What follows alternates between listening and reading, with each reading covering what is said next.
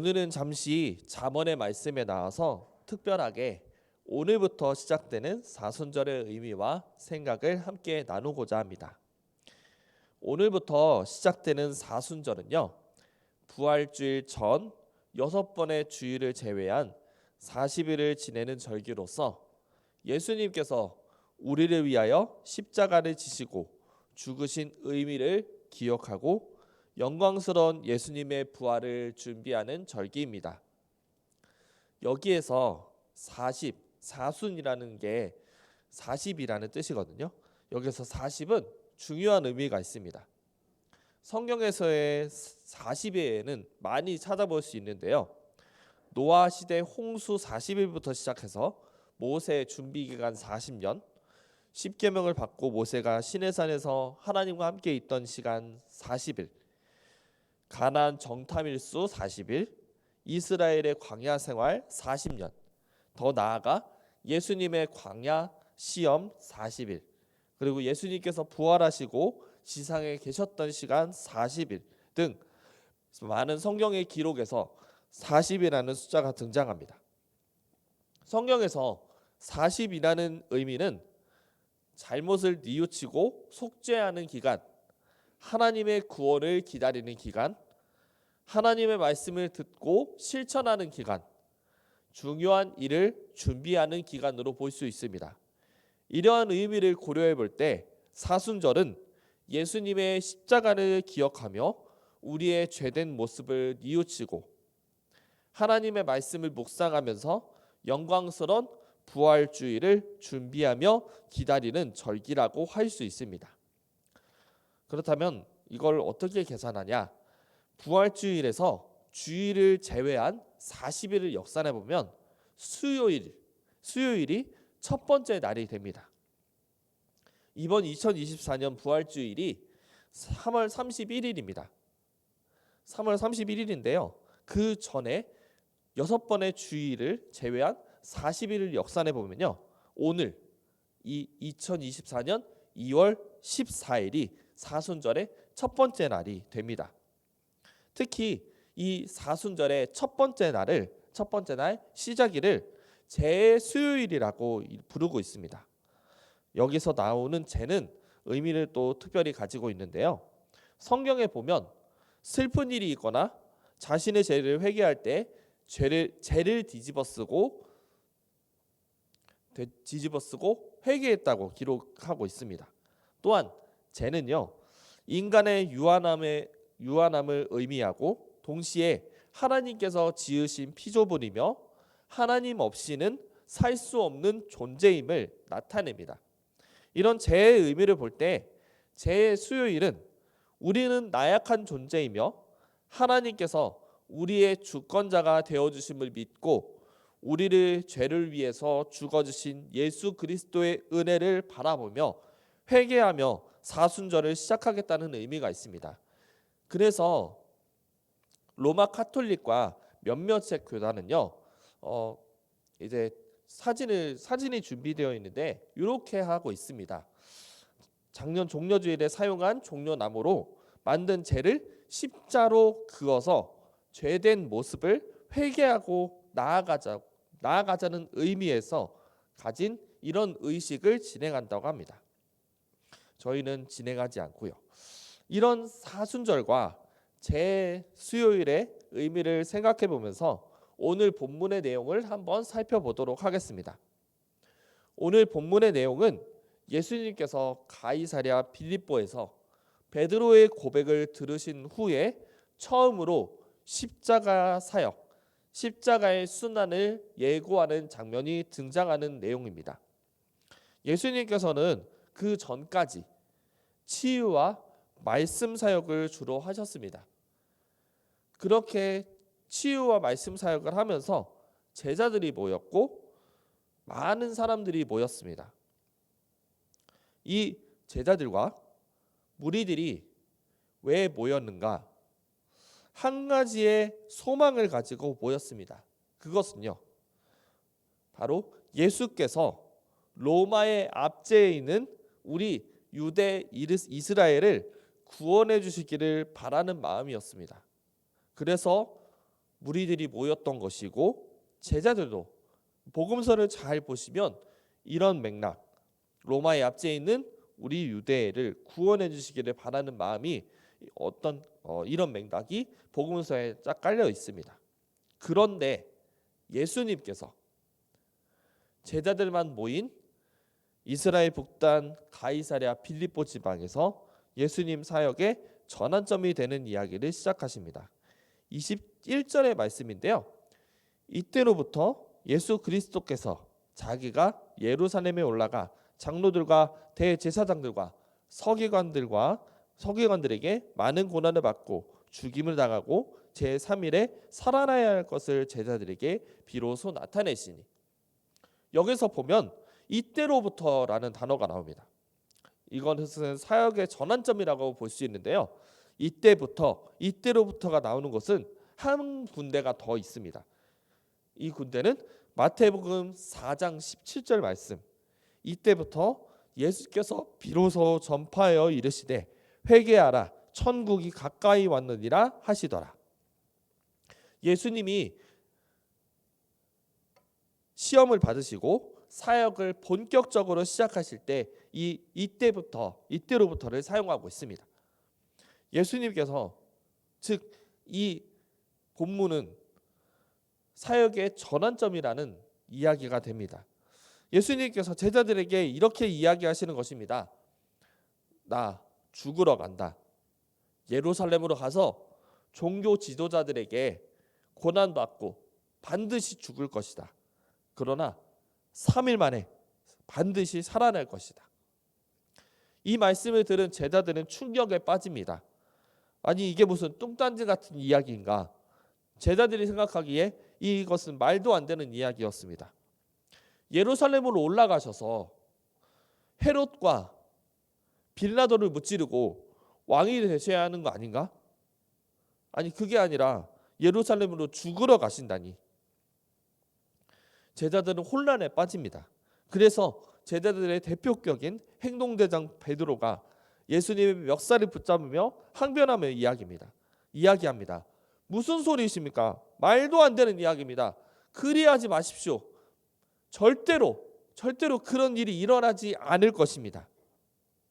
그것을 들은 예수님은 베드로에게 이야기합니다. 23절인데요. 예수께서 돌이키시며 베드로에게 이르시되 사탄아 내 뒤로 물러가라. 너는 나를 넘어지게 하는 자로다.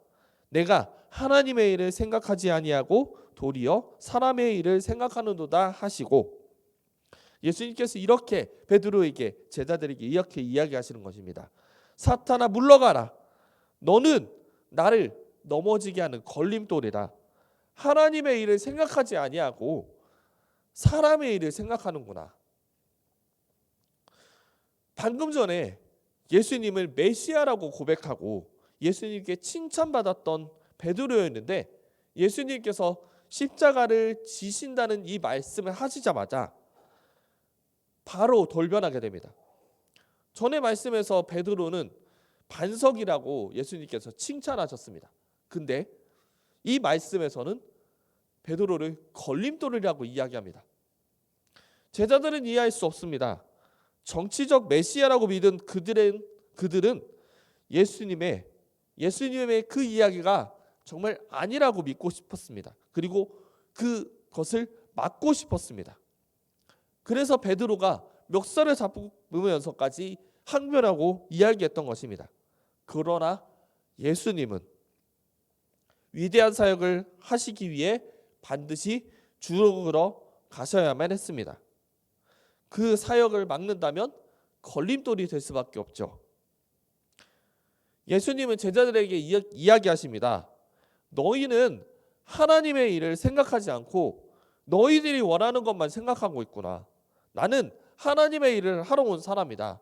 너희들이 생각하는 정치적 메시아가 아니다. 그래서 예수님께서 다음 절에 이야기하십니다. 24절인데요. 이 말씀을 함께 읽어보도록 하겠습니다. 시작. 이에 예수께서 제자들에게 이르시되 누구든지 나를 따라오려거든 자기를 부인하고 자기 십자가를 지고 나를 따를 것이니라. 아멘. 예수님께서 이렇게 이야기하시는 것입니다. 너희들 정말 나를 따를 것이냐? 그러면 이렇게 해야 된다. 자신을 부인하고 자신의 십자가를 지고 나를 따라와야 한다. 나를 부인하는 것은 자신의 욕망과 자신이 하고 싶은 것들을 내려놓고 너희를 위한 하나님의 뜻을 따라야 한다. 그리고 자신의 십자가를 지는 것은 십자가 지는 나를 두려움 없이 따르는 것이다.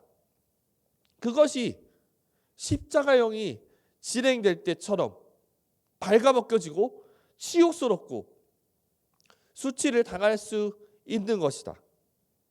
그럴 자신이 있는가? 라고 이렇게 예수님께서 이야기하시는 것입니다. 예수님께서 말씀하신 이 십자가를 지라는 의미를 잘 생각해 봤으면 좋겠습니다.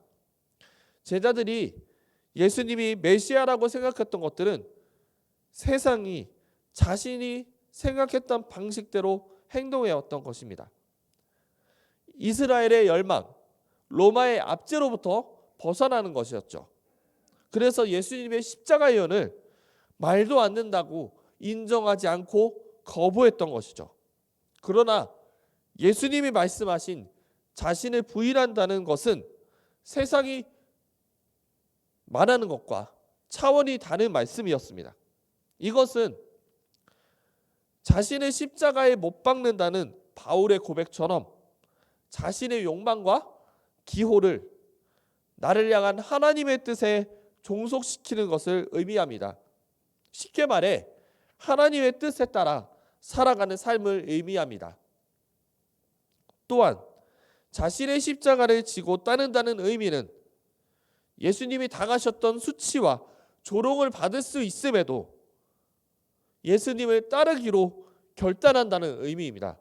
즉 24절에서 말씀하시는 예수님의 의도는 하나님에게서 벗어나 있는 제자된 세상 속에서 살고 있는 제자인 너희가 예수님의 말씀에 순종할 수 있는가를 우리에게 묻고 있는 것입니다. 사순절을 시작하는 이때에 예수님의 십자가를 따르라는 주님의 음성을 기억하기를 소망합니다. 그리고 저와 여러분이 예수님이 말씀하셨던 십자가의 은혜를 따를 수 있는지 생각하며 또 따르겠다고 결단하며 나아가는 오늘과 이번 사순절의 기간이 되기를 소망합니다.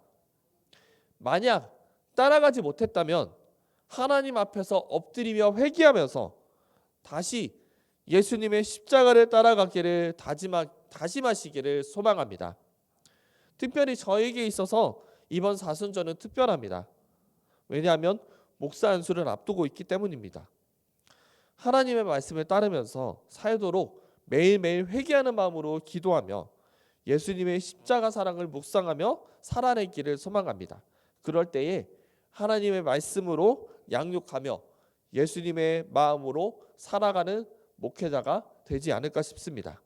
여러분들도 저처럼은 아니지만 예수님의 죽으심을 기억하면서 예수님께서 말씀하신 십자가를 따를 수 있는지 고민하며 부딪히며 기도하며 살아가는 저희 모두가 되기를 소망합니다. 말씀을 마무리하도록 하겠습니다. 오늘은 사순절을 시작하는 첫 번째 날인 제 수요일입니다. 자신의 죄를 회개하면서 예수님의 십자가 사랑과 부활을 묵상하는 하루와 사순절의 기간이 되시기를 소망합니다. 그리고 예수님께서 말씀하신 이 십자가 선언, 나를 따라오려거든 자기를 부인하고 자기 십자가를 지고 나를 따를 것이라 라는 이 십자가 선언을 바라보며 세상 속에서 살고 있는 내가 예수님의 십자가를 따를 수 있는지 생각해보고 고백하시기를 소망합니다. 그리고 우리가 예수님의 십자가를 따랐을 때에 이 사순절의 기간뿐만이 아니라 매일매일 예수님이 말씀하셨던 자신을 부인하고 자신의 십자가를 지고 예수님만 바라보며 나아가기를 소망합니다. 우리도 예수님이 겪으셨던 수치와 조롱을 겪을 수 있다는 사실을 또한 기억하시기를 소망합니다.